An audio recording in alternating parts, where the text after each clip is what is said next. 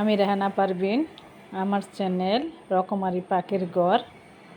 আমন্ত্রণ রইল সবাইকে। আজকে আমি তালের কোন পিঠা বানিয়ে দেখাবো, সেই রেসিপি নিয়ে চলে আসছি। আশা করি আপনাদের ভালো লাগবে। প্রথমে 1 কাপ তাল নিয়েছি। তালটা একটু পাতলা হলে একটু জাল করে নেবেন, নিয়ে ঘন করে নিতে হবে। তারপর এখানে আমি 1 কাপের একটু কম 1/3 কাপ চিনি দিয়েছি, দিয়ে ভালো করে নেড়ে নিব। এই চিনিটা দিয়ে নেড়ে নেওয়ার পরে যে দেখেন একটু পাতলা হয়ে গিয়েছে, কোনো অসুবিধা নাই। তারপর এখানে দিয়ে দিলাম আমি 2 কাপ চালের গুঁড়া। চালের গুঁড়াটা শুকনাও হতে পারে বা ভিজাও হতে পারে। তারপর 1/2 কাপ ময়দা, 1/4 কাপ সুজি, 1 চা চামচ ইস্ট দিয়ে ভালো করে একটা ডোর মতন করতে হবে, একটু পাতলা ডোর মতো। আর তারপর যতটুকু লাগে অতটুকু তরল দুধ দিব, আর লবণ সামান্য পরিমাণ মতো, যতটুক লাগে ততটুক দিয়ে এখন একটা পাতলা ব্যাটার করে নিতে হবে। ব্যাটারের মতো নিয়ে আমাকে এই যে দেখেন যত দুধ দিয়ে দিলাম, দুধটার কোনো পরিমাণ নাই, হয়তো মেজারমেন্টের কাপ আপনার বেশি ছোট বড় হতে পারে। তারপর আমি 1/2 কাপ নিয়েছি, তা যতটুকু লাগে, আর যদি প্রয়োজন মনে হয় তারপর দিব। এবার ভালো করে ব্যাটারটা করে নিতে হবে, নেড়ে, যাতে যে এরকম ব্যাটার হয়েছে। লবণটা আমি একটু পরে দিলাম, কারণ ইস্টের সাথে লবণটা দিলে লবণটা ইস্টটা অ্যাক্টিভ কম হয়, এই জন্য। এই দেখেন, তারপর লবণ দিয়েছি আমি 1/4 চা চামচ। তারপর চেক করে নেবেন, প্রয়োজন হলে দিবেন, না হয় দিবেন না। আমি পুরাটুই দিয়ে দিলাম। আর এখানে দিব 1/2 কাপ নারকেল। নারকেলটা আমি যখন বানাবো তখন দিব, এখন দিব না। আর দিয়েছি সামান্য 1/4 চা চামচের মতো অরেঞ্জ কালারটা দিলে দেখতে সুন্দর হয়। আপনারা যদি আপনাদের ইচ্ছা হলে দিবেন, না হয় স্কিপ করতে পারেন, কোনো অসুবিধা নাই।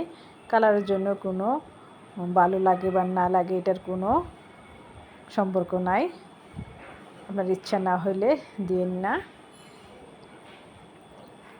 এটা দিলে কালারটা ভালো আসে, দেখতে ভালো লাগে তাই। তারপর ভালো করে নেড়ে নিচ্ছি।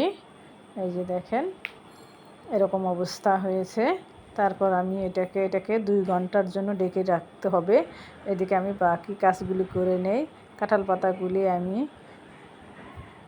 ভালো করে পরিষ্কার করে শুকিয়ে নিয়েছি, নিয়ে তারপর তেল ব্রাশ করে নিতে হবে। তারপর এটাকে পানের খিলির মতো বানিয়ে টুথপিক দিয়ে গেঁথে দিতে হবে। আর এই যে দেখেন 2 ঘন্টা পর আমি ফিরে আসলাম, ডোটা ফুলে ডাবল হয়ে গিয়েছে। তারপরে এই যে ভালো করে ফিরে নেড়ে নিতে হবে। এই যে নেড়ে নিয়েছি, আর এখানে দিয়ে দিলাম 1/2 কাপ নারকেল কুড়ানো। নারকেল দিয়ে আবার নেড়ে নিব, আর উপরেও নারকেল দিব। খুবই মজার, একবার হলেও ট্রাই করে খেয়ে দেখবেন। তারপরে এই যে দেখেন একটা করে পানের খিলির মতো নিয়েছি, নিয়ে এই খিলির ভিতর যতটুকু ধরে একদম ভরে দিবেন না, একদম ভরে দিলে কিন্তু উপর দিয়ে পড়ে যাবে। 3 ভাগের 2 ভাগ দিতে হবে, কম 1 ভাগের কম রাখতে হবে। তাই এই যে দেখেন আমি এরকম করে দিয়েছি। তারপর এটাকে আমি 10 মিনিট ভাপে সিদ্ধ করব।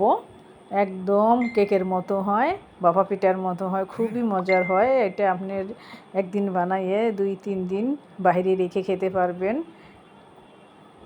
আশা করি আপনাদের ভালো লাগবে। ভালো লাগলে লাইক, কমেন্ট, শেয়ার করে পাশে থাকবেন।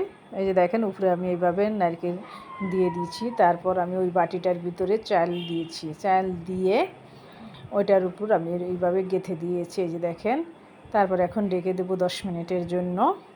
এই যে ডেকে দিয়েছি, যে কোনো জায়গা দিয়ে যেন ভাপটা না বাহির হয়।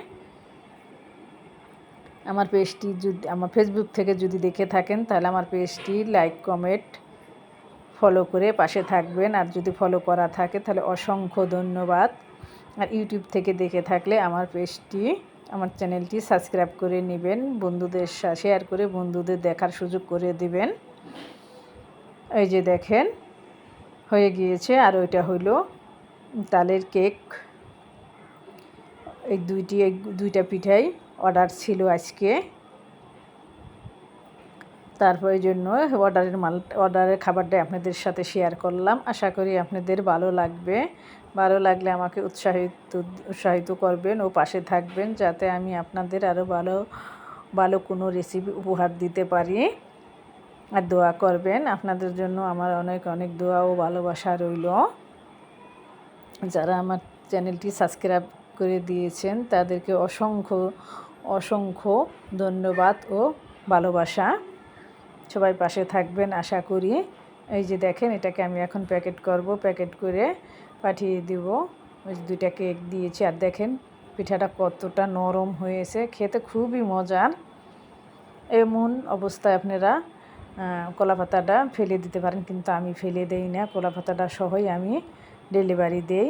আমি এই পিঠাটা নাটোরও দিয়েছি। নাটোর থেকে এক আপু অর্ডার করেছিল, যশোর থেকেও এক আপু অর্ডার করেছিল। অনেক দূরেও দিতে পারি, অসুবিধা হয় না, কোনো নষ্টও হয় না। আর 2 দিন 3 দিন এরকমই নরম থাকে। আর একটু 2 দিন 3 দিন পর যদি একটু শক্ত হয়ে যায় তাহলে আবার ভাপ দিলেই নরম হয়ে যাবে। খুবই মজার আর খুবই সুস্বাদু একটি পিঠা। আজকে এখানে বিদায় নিচ্ছি। আল্লাহ হাফেজ।